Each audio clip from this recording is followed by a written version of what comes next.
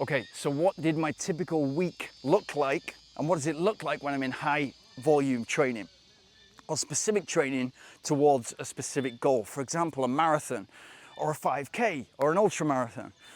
Now, I get asked this a lot, but looking back at it, I experimented a lot, and what I found best for me was the staples, which were Wednesday interval session, Sunday long run. Those were the staples, and everything else was around those. And the more consideration that I gave to those, the better I did. It was just as simple as that.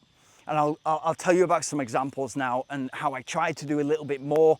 I always tried to be greedy with fitness, which is, it's funny, it's a funny concept to think, oh, okay, I'm just gonna steal some more fitness. It kind of, you understand after a while that fitness has got to come to you. You've got to be doing all the right things and fitness will come and find you. It's like that. So it's the consistency, it's the discipline. But why I would wrap those sessions in, so Wednesday interval session, Sunday long run, and then I would have 2 recovery runs. And they would be on the Friday after the Wednesday interval session is the biggest session for me. Most muscle breakdown, most super compensation. It's a big session. And a typical session would be when I'm starting to check myself, am I ready to do this marathon or am I ready to do this ultra marathon? It's something like 5 times 10 minutes or 5 times 10 minutes or 10 times 5 minutes or even up to 7 times 10 minutes if it's an ultra marathon. And then the next day, the Thursday, would be a complete rest day. And that night I'd go in the gym and I'd do core just because I wanted to do something. Maybe that's a mistake. And maybe you should have a day where you just completely rest, you eat loads, great food, you drink loads of water, you hydrate and everything's good. Maybe it's like that. But then the Friday would be a recovery run. And that would literally be me walking initially like this and then super slow where I'm just kind of checking the body to think, okay, Wednesday, did that interval session go in? Am I good? Because there's a lot of adrenaline when you attack a session like that. It's a big session, like 5 times 10 minutes. I've got an idea of the marathon pace I want to hit or the ultra marathon pace. There's an anxiety there, there's a nervousness, and therefore you get adrenaline, you're in fight or flight mode. And so that Friday recovery run, super slow, no gold medals for the fastest recovery run. It's all about, is my body fully recovered and did I get all the super compensation that I needed from that interval session? For me, the midweek interval session is not done until I've done that Friday recovery run and the Saturday easy run. It's not done. I've not done that set. It's not boxed off until I've done the Saturday easy run. And that's, so the Saturday easy run would just be, naturally my body is a bit fresher after that. As long as I've not overcooked the interval session, my body is a bit fresher than the recovery run. It's had the rest day on the Thursday, the recovery run on the Friday, easy run, and then by the end of that, with a fresher body, what I want to be aiming towards is a 40 to 50 minute, no more than that. It never needed to be more than that. 40 to 50 minutes easy run, stopping and resting and stretching whenever I felt there was any tightness or any potential injury. And that came with years of experience. That came with just understanding that there's no gold medal for the fastest recovery run or easy run. It's all about the super compensation from the midweek interval session and the Sunday long run. And then once I got to the end of that and I felt fresh, then I would put some strides in there. Just nice strides, something like 8 times 80 meters or 10 times 80 meters, just to see if the body is ready to do the long run the next day after. And then the long run, and that might be typically something like, it might be a long one, it might be, long one at pace, it might be 40 to 50 kilometers, but it also might be, I used to love running 25 kilometers at a set pace with a segment of marathon pace. So it might be something like, I was always aiming for a sub 220 marathon. I got 221, so I missed. But it might be something like 5 kilometers at 4 minutes per kilometer. My marathon pace is 320 per kilometer. Then the middle 15K at 320 per kilometer. So I'm getting used to that pace, and it's probably a bit hotter depending on where I am in the world, but I'm usually in either Thailand or Spain. So it's a bit hotter than it would be at London or Berlin. And then 5K at 4-minute pace again. So I'm getting that 25K, but a big chunk of specific marathon pace work. And I kind of feel that I could go faster. I could go faster and run towards 3-minute pace for intervals and segments, and I would do that a lot. But the more work I did at marathon pace, the better I became. And the better I became, not just for the marathon, but also it's related as well to my ultra marathon pace, my 100K pace, where I was always aiming for 6:40, which is 4 minutes per kilometer. Again, missed it by 1 minute. I should have aimed for 6:39. But in the long run, so that's how that works. So it could be long, it could be 40, 45, 50K. Again, it might have a specific segment in.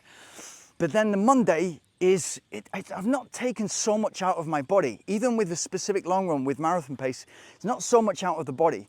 So it's an easy run on the Monday, recovery run on the Monday. And again, it's like, okay, did I get the most out of it? Toes, ankles, knees, hips, all aligned, practicing running.